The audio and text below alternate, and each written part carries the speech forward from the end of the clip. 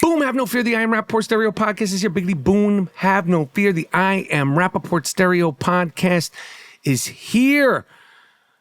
On today's brand new banging, high-flying I Am Rapaport Stereo Podcast, Zohran the Moron. If you win, I am going nowhere. I urge New Yorkers, if Zohran the Moron wins, do not go anywhere. And is it over for one of the great stickmen of all time? Pistol Pete Davidson is having his first kid. Will he be recognized as one of the great cocksmen of all time? Plus, the difference between Bachelor in Paradise and Love Island. There's a big difference. I explain why. All that and more in a high-flying, hard-hitting I Am Rapaport Stereo Podcast coming up right now. Miles Jordan, a.k.a. the Bleach Brothers, a.k.a. the Dust Brothers. Start this puppy off with something real nice.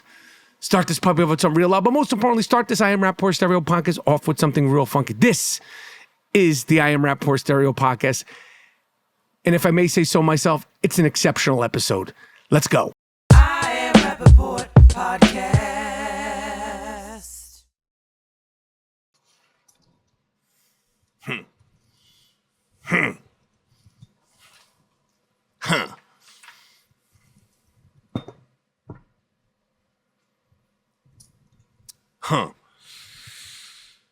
Have no fear, the I Am Rapaport Stereo Podcast is here. Have no fear, the I Am Rapaport Stereo Podcast is in the place to be. Welcome to the Iron Dome of Disruption. Welcome to the Ziggity Zone of Disruption. The name is Michael Rapaport, a.k.a. the Inflamed Ashkenazi, a.k.a. the Sultan of Sniff, a.k.a. the Gringo Mandingo, a.k.a. the Raging Bull. You are now rocking with the very, very best. The I Am Rapaport Stereo Podcast coming live and direct from New York City.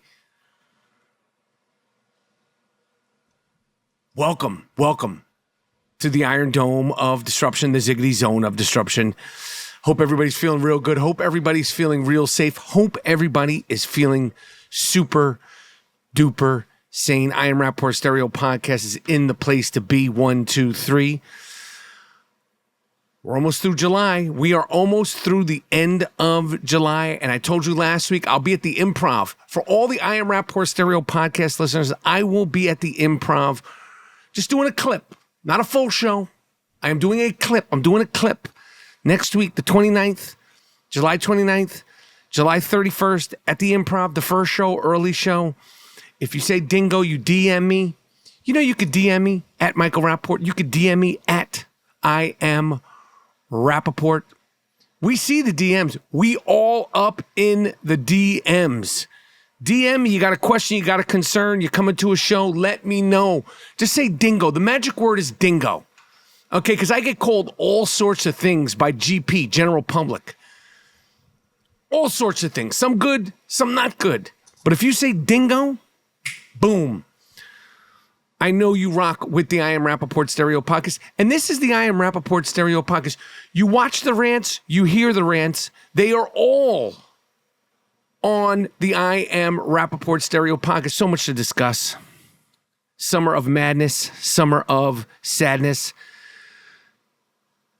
655 days. We are at 655 days since the hostages were taken, stolen from Israel. 655 days, if you could believe that. Do not forget about the 50 hostages. There are 50 hostages, 2 of whom are American. It is 650 days, 55 days as of the recording of this I Am Rapaport Stereo Podcast. I got to give a shout out. One of the great stickmen of the modern era, Pistol Pete Davidson. Pistol Pete Davidson is having a baby. Congratulations to Pistol Pete Davidson. I've busted his chops, but I've always liked, respected Pistol Pete Davidson, met Pistol Pete Davidson, liked Pistol Pete Davidson. Pistol Pete Davidson might be the single greatest stickman thus far of his era. A fantastic cocksman, Pistol Pete Davidson. I mean, an unprecedented run from the kid with the golden stick, allegedly from Staten Island. I mean, the man's work has been documented in front of the world. Pistol Pete Davidson, one of the great stickmen, is expecting his first child. I wish you nothing but the best. I wish you a healthy baby. I don't care if it's a baby boy, baby girl, healthy, beautiful baby boy, baby girl. Congratulations to one of the great stickmen of the modern era, Pistol Pete Davidson. Of course, I curated the infamous Stickman Hall of Fame, the Stickman Hall of Fame, the Coxman Hall of Fame. Of course, there's a building named after Warren Beatty, one of the great coxmen of all time. Warren Beatty had a run from the late 60s through the 70s, through the 80s, and even in the 90s. Warren Beatty, one of the great coxmen of all time, has a wing in the Stickman Hall of Fame. Of course, Jack Nicholson, an incredible run. We're thinking about naming a building after him. Of course, we have the Jack Nicholson Coxman Auditorium in the Stickman Hall of Fame. Derek Jeter, again, we can only have so many buildings named after the legends in the Stickman Hall of Fame. Derek Jeter, I mean, talk about a stickman, talk about a coxman. Derek Jeter, reach out to Pistol Pete Davidson. He might be where he's hanging up his cleats. Pistol Pete Davidson might be ready to hang up his cleats, which is why I brought it up, because some people DM'd me. They said, Michael Rapaport, we know you curate all things from the Stickman Hall of Fame, the Coxman Hall of Fame. What does this mean? Now that Pistol Pete Davidson is expecting his first kid, it means absolutely nothing. I expect this man to be loyal. He seems really wants to find the number one girl. As of now, allegedly, based on all the information, all the calls, all the DMs, and again, you could DM me at Michael Rapaport. You could DM me at I Am Rapaport, both of them on Instagram, respectfully. Pistol Pete Davidson is not married to his young, beautiful model girlfriend, who is now going to be his baby mama, who, again, they're expecting their first kid. But they said, Michael Rapaport, does this take Pistol Pete Davidson off the streets? And I go, I don't know. Who knows? He might have a baby and then run right back in them streets. Pistol Pete Davidson was dating Kim Kardashian. Do not forget that Pistol Pete Davidson, as a coxman in the modern era, was dating Kim Kardashian, walking around in public, showing up to Knick games in bathrobes and pajamas. He makes Adam Sandler look like the best dressed person in the world. Pistol Pete Davidson, to quote the great Frank Sinatra, has done it and is doing it his way. And I love it. I respect it. But now that he is having a baby, we don't know if Pistol Pete will stop. We don't know that if he will settle down. His work is already iconic. Pistol Pete Davidson's work as a stickman in the modern era is already iconic. I mean, we're talking about a list on top of a list on top. And these are the ones we know about. We don't even know what he's done on the down low. That's the thing about great coxmen. People think when they're photo-opped, that's what it has to do.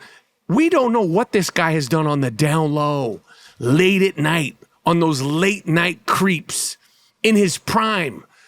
But nonetheless, of course, the great Burgess Meredith, who played Rocky, Rocky's manager, Mickey. Burgess Meredith, who also played the original, he was on Batman. He was on Batman. He was, what was he? He was on Batman. Burgess Meredith was on the TV show Batman.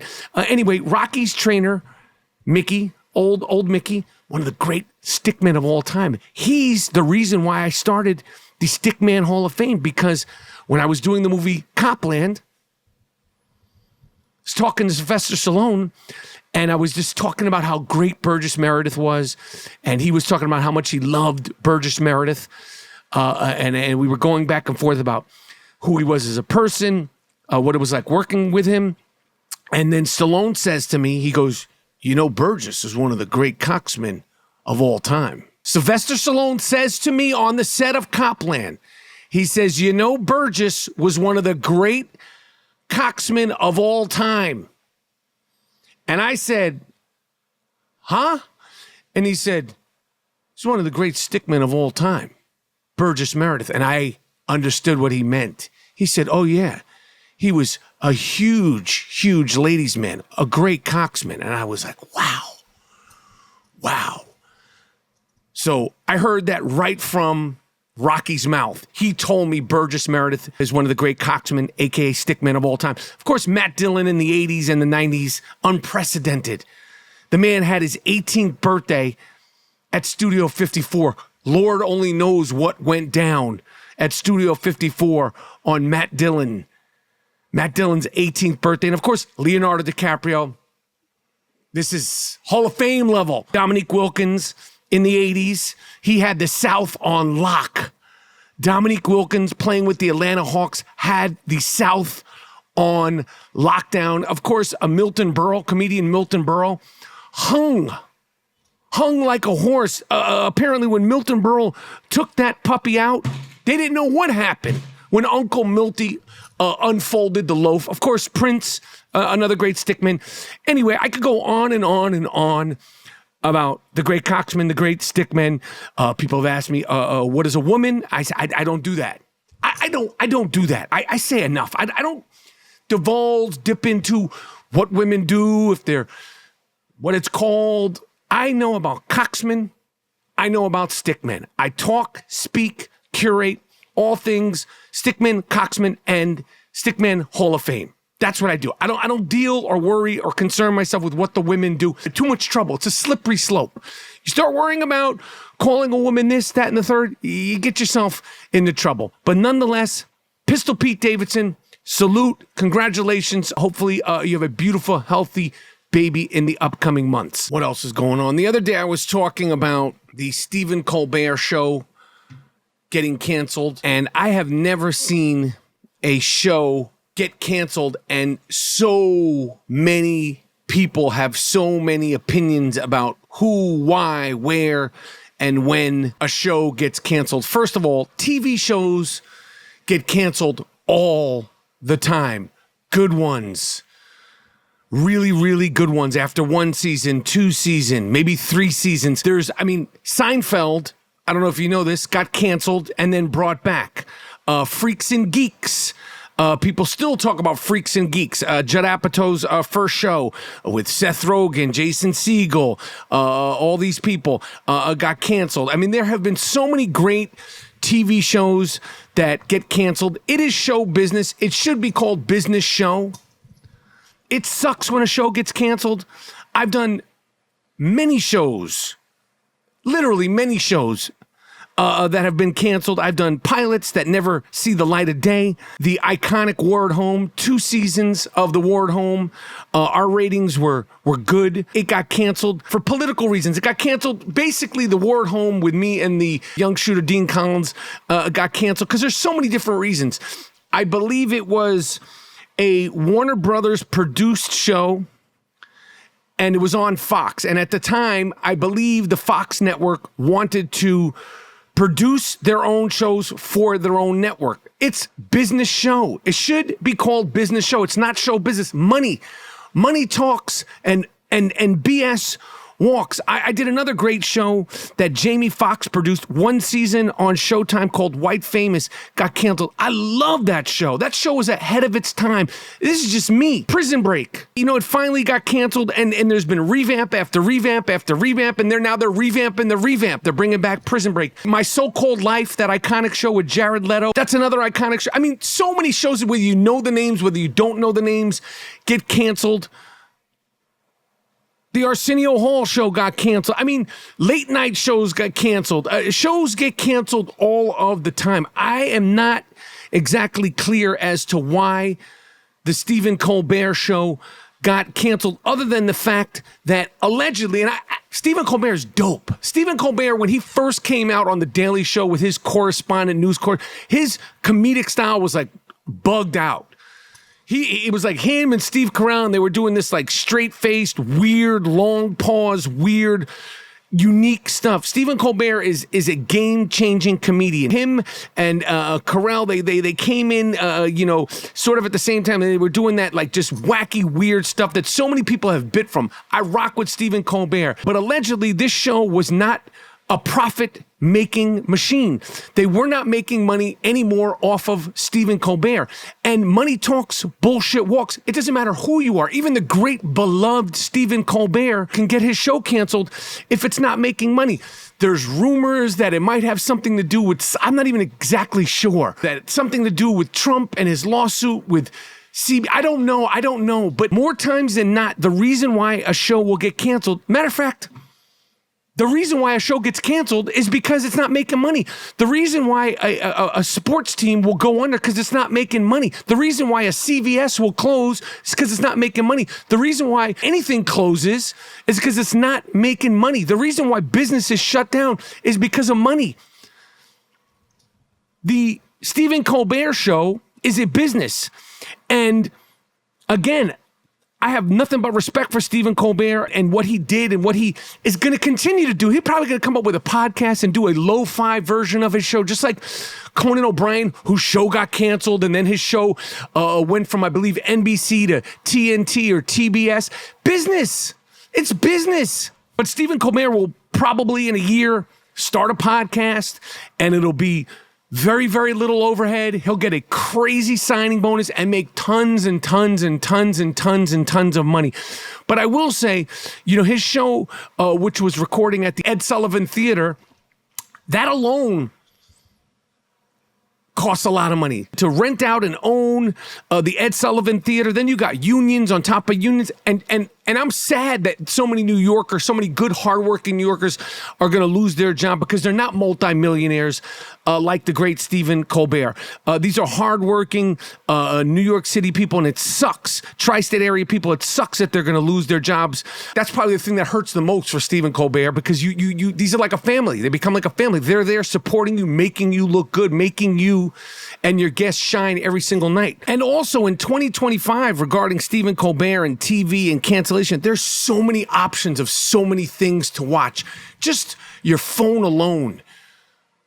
You might not even turn on the TV. Back in the days, the TV would turn on. That was your phone. That was your internet. That was your TikTok, your Instagram, your Twitter, your Facebook, your texting. Everything was through the phone. And then we got remote controls, and then the big deal swiping back in the days was changing the channel from channel 2 to channel 4 to channel 7 to channel 11 to ESPN and HBO. That was swiping. Now it's endless. There's currently 3 late night shows, Jimmy Fallon, Jimmy Kimmel, and Stephen Colbert. So right there, you're splitting up that cake, that chocolate chip cookie in 3 ways. Plus, you got to fight the phones. You got to fight the phones, and you got to fight the apps and the Netflix and the Amazons and the Hulus and the Paramount Pluses and the streamings and every single other thing that you have. And these phones. I guarantee you more people are on their phone at 11:30 at night instead of watching all 3 of those shows that I just named. They're swiping. These phones are, they're fucking drugs, these phones. I'm whacked out of my tree on this phone. I'm out of my mind. I'm fully back in, man. I talked to you about my phone addiction. I'm back in, bro. I'm back in. I'm off the reservation.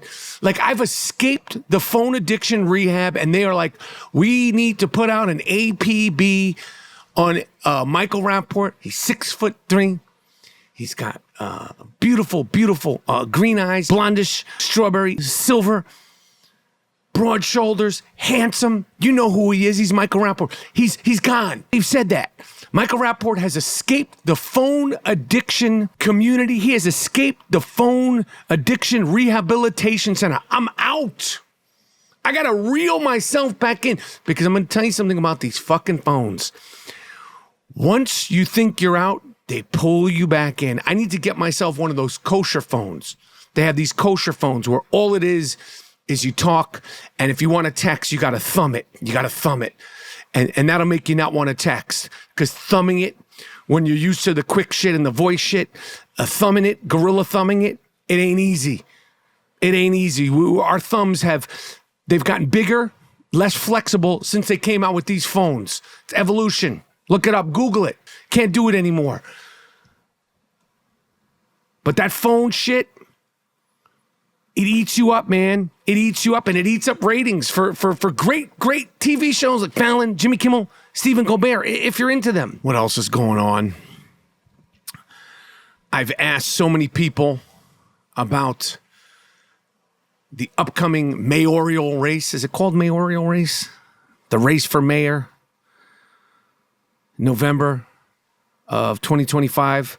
Of course, you got Zohran the Moron. That's my new nickname for him. Zohran the Moron. Zohran the Moron Magababa. Zohran Mandingo versus Eric Adams, the mayor. Cuomo, former governor. And Curtis Sliwa. And let me tell you something. Curtis Sliwa, keep doing what you're doing, man. I hope you drop out. I don't think Curtis Sliwa is going to drop out. Allegedly, Curtis Sliwa, who formed the Guardian Angels, and I met him, couldn't be a nicer guy. He's up there with bars. Curtis Sliwa got bars for this campaign.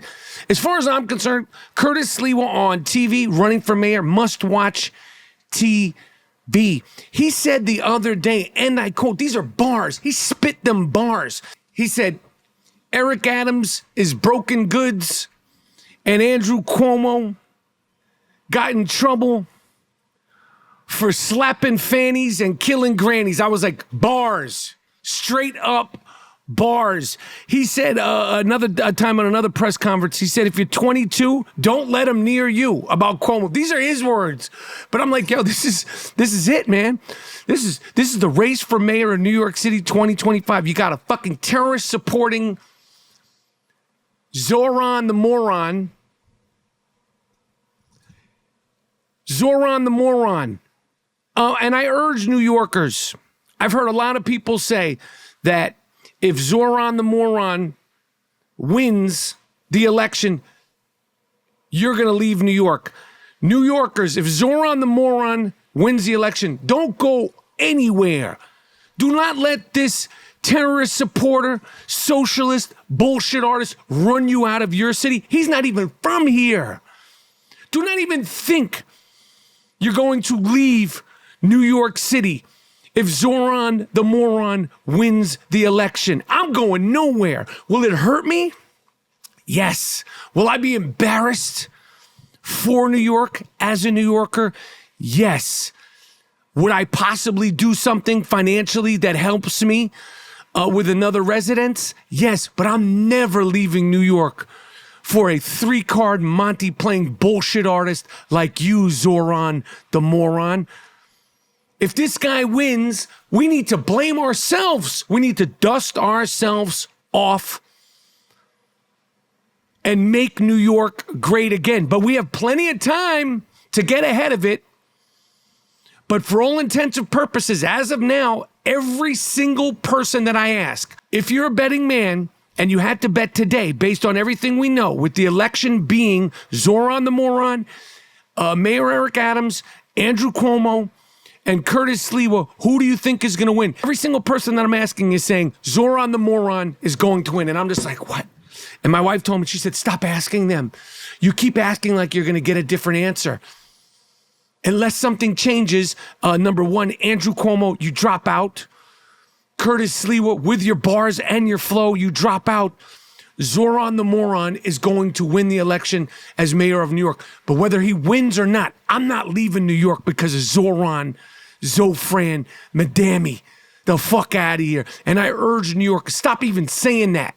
If that happens, we have to fix it ourselves. We have to fix it ourselves. He's not running me out of the city that I was born in. Crazy? What else is going on? Hope everybody's feeling good. I really do hope everybody is feeling good.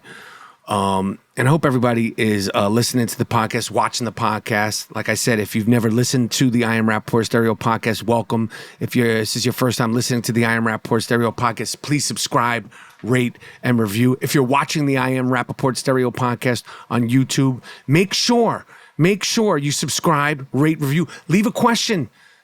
Leave a request. You want me to talk about something? You want me to talk more about something, less about something?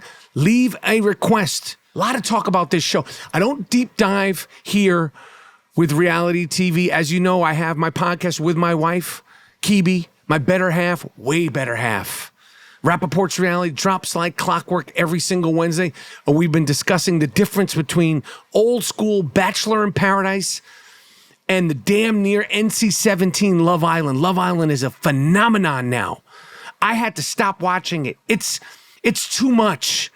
I am deeply concerned about the ramifications of the lack of decency and the false sense of intimacy on Love Island. These kids literally meet and greet each other by opening their mouths and sticking their tongue down each other's throat.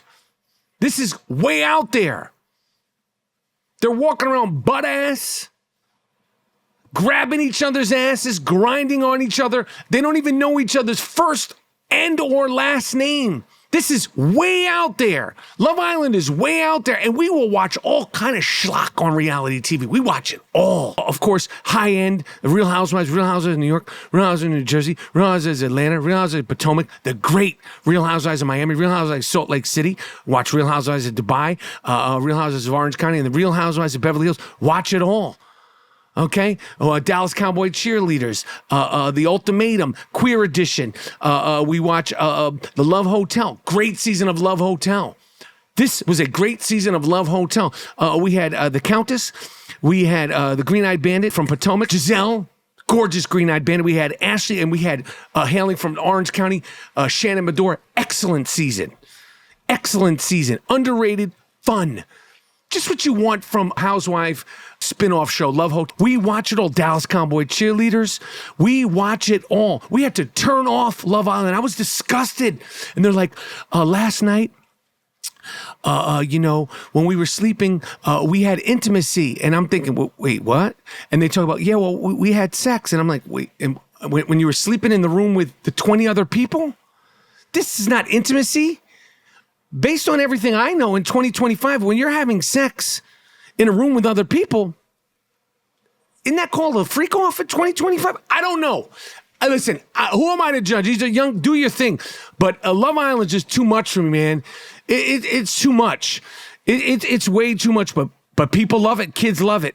But watching Love Island compared to The Bachelor in Paradise is literally like watching Finding Nemo and an NC-17 movie. Bachelor in Paradise is literally like watching like a kid's cartoon show compared to Love Island, where they are literally greeting each other by sticking their tongues down each other's throat.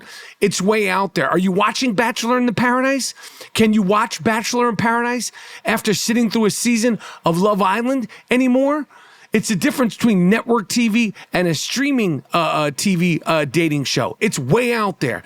Anyway, make sure you subscribe, rate, review. Make sure you tell a friend about the world's most disruptive podcast, the I Am Rapaport Stereo Podcast. Leave a question, leave a comment.